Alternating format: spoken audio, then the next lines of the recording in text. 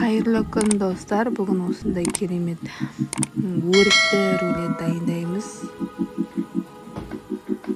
Дастарханға қойғанға өте әдемі рулеттермен.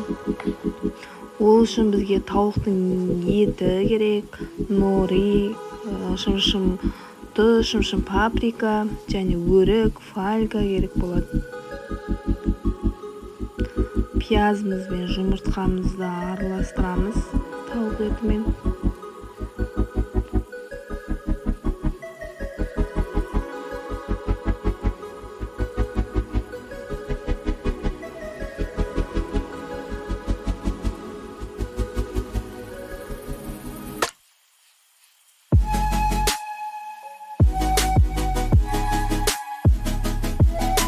Фольгамызды аламыз, тегістеп жайып аламыз да.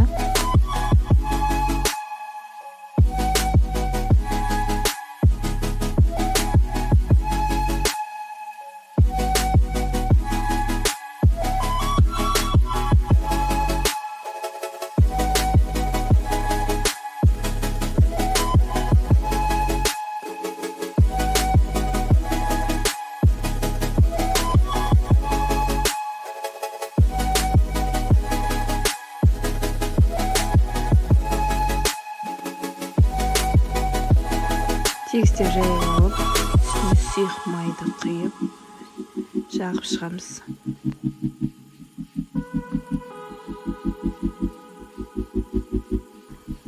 Тауық етімізді біртіндеп бетіне жайып шығамыз.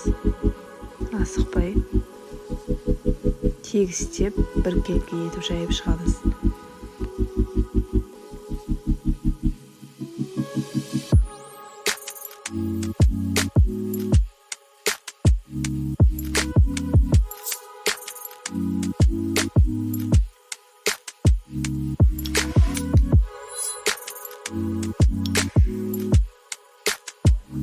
Міне осылай тегістеп жайып алдым.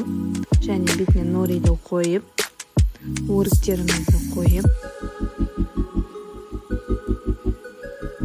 рулет етіп ораймыз. Осылай орап шықтым. Осылай 180 градуста духовкаға пісіріп аламыз. Біздің рулеттеріміз дайын. Керемет. Жасап көруге кеңес беремін.